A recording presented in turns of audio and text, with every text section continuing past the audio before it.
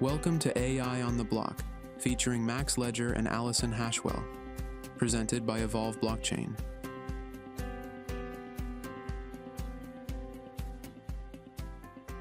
Okay, let's unpack this. Have you ever found yourself wondering about the future of money, especially, when it needs to travel across continents quickly and affordably? Or even reach someone without a traditional bank account. Exactly. So today's deep dive is into stablecoins.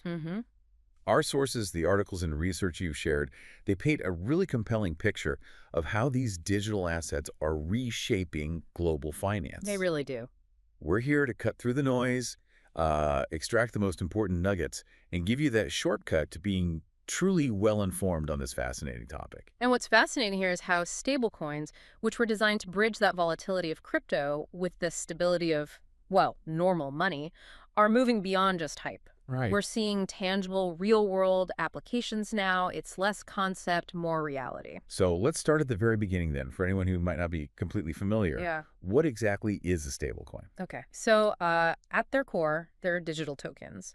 Usually they're pegged one-to-one to a fiat currency, like the US dollar most often. Okay, pegged to the dollar. Right.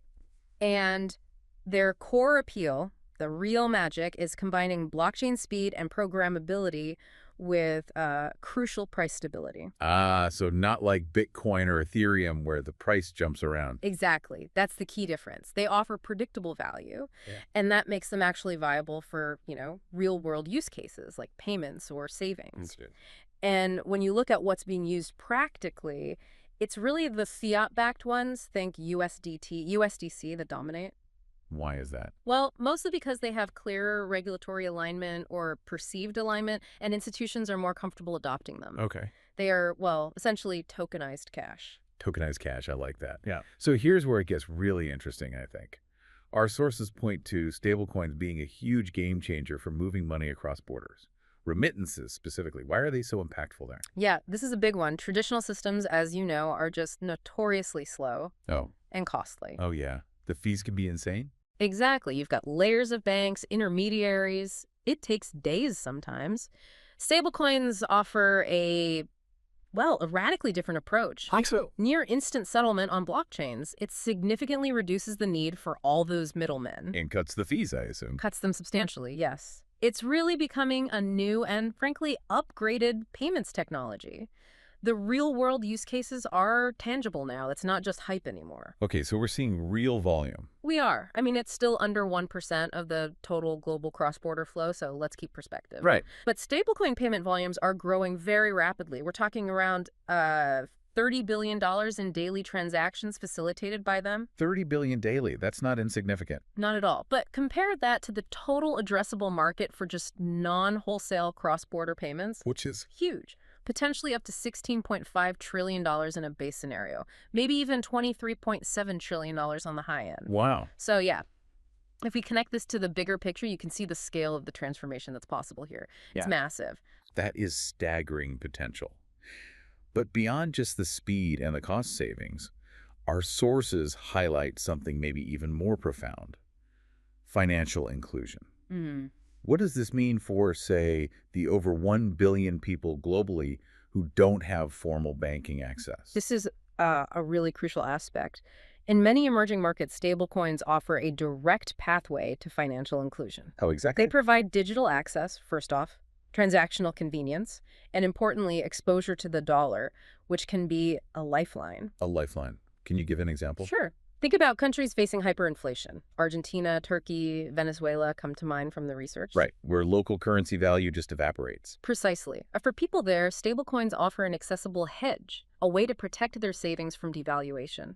It acts like a digital safe haven. So it's not just about payments, it's about preserving value too. Absolutely. And it's not just individuals either. We're seeing traditional banks and fintechs starting to explore or even launch their own stablecoin initiatives. Interesting. So institutions are getting involved. Yes, definitely. Which raises an important point.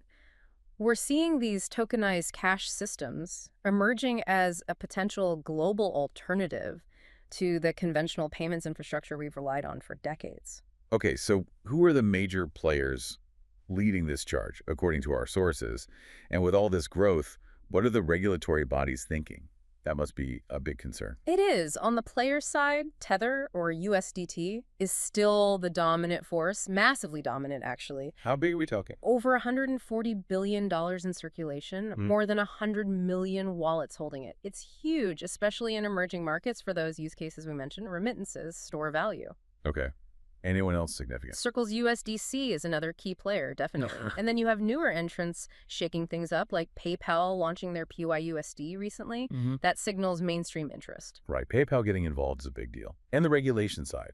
Governments are definitely paying close attention now. They're increasingly introducing stablecoin regulation. Really? Like what? Well, in the U.S., there's a push requiring stablecoins to be backed one-to-one by trusted, safe reserves, like cash or short-term treasuries. Makes sense. Need to ensure they're actually stable. Exactly. And Europe and Hong Kong have already introduced quite comprehensive regulatory frameworks.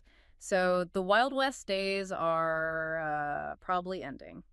Probably a good thing for broader adoption, maybe. Potentially, yes. Creates more certainty. But with this rapid growth, there are, of course, risks and concerns being raised. Okay, what are the main ones regulators are worried about?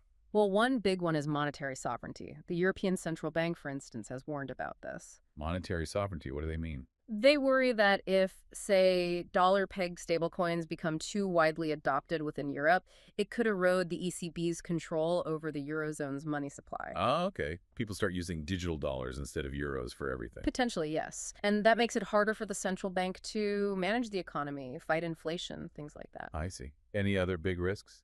The Bank for International Settlements, the BIS, kind of the central bankers bank, they highlight a few things. Touch this. Limitations like settlement elasticity. Basically, can the system handle sudden, massive spikes in volume smoothly? There are questions there. Right. Scalability under stress. Exactly. Also, potential instability if reserves aren't managed perfectly, and risks that come with having crucial payment infrastructure issued by private companies rather than central banks.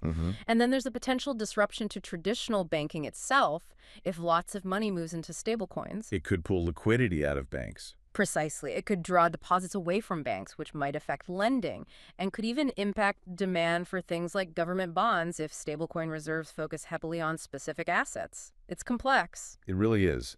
Finding that balance between innovation and stability seems key. Absolutely. Wow, what an incredible deep dive into stablecoins. Yeah. We've unpacked their core definition, looked at their revolutionary impact on global payments and financial inclusion. Yeah, and also touched on those critical regulatory and systemic questions they're raising for the whole financial future. It's quite a shift. It really is. What's fascinating, I think, is how these digital tokens, which maybe felt like a niche part of crypto just a few years ago, Right. are now increasingly positioned to genuinely redefine how value moves globally, and maybe even how millions or billions access basic financial services. That's a profound change underway.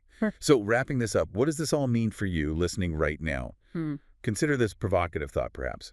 As stablecoins keep growing so rapidly and get integrated more and more into daily transactions, could they fundamentally redefine what having a bank account even means? Or even challenge what a national currency represents in a truly globalized digital economy. Exactly.